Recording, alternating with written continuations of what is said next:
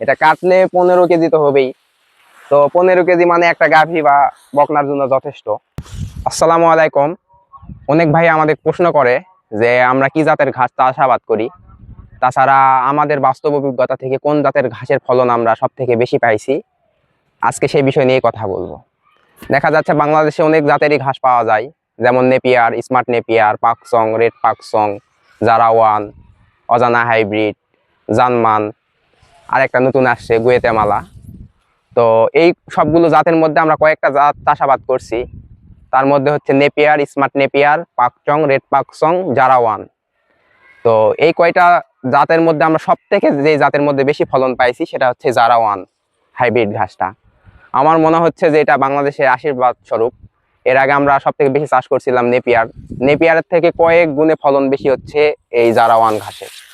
একটা ছোপে যে কি পরিমাণ কুশি আসে এটা বলে বোঝানোর মতো না। একটু আপনাদের দেখাই যে জারাওয়ানের কুশি কি পরিমাণে। দেখেন এই ছোপটা 100টার বেশি হবে আমার মনে হচ্ছে। এটা কাটলে 15 কেজি তো হবেই।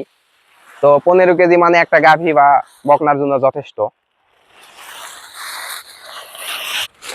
তো এই যে জারাওয়ানে আপনার প্রোটিন আছে 18 থেকে 21%।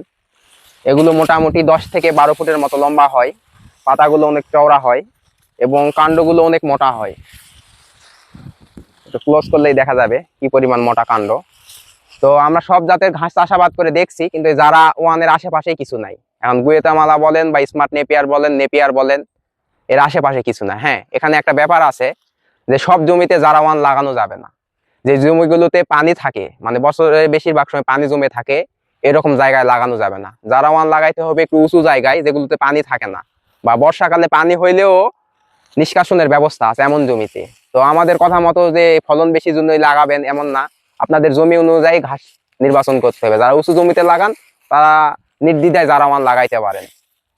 তো আজকে এই পর্যন্তই। সবাই ভালো থাকবেন, সুস্থ থাকবেন, আর আমাদের জন্য দোয়া করবেন যেন আল্লাহ তাআলা আমাদের ব্যবসার মধ্যে বারাকা দান করে।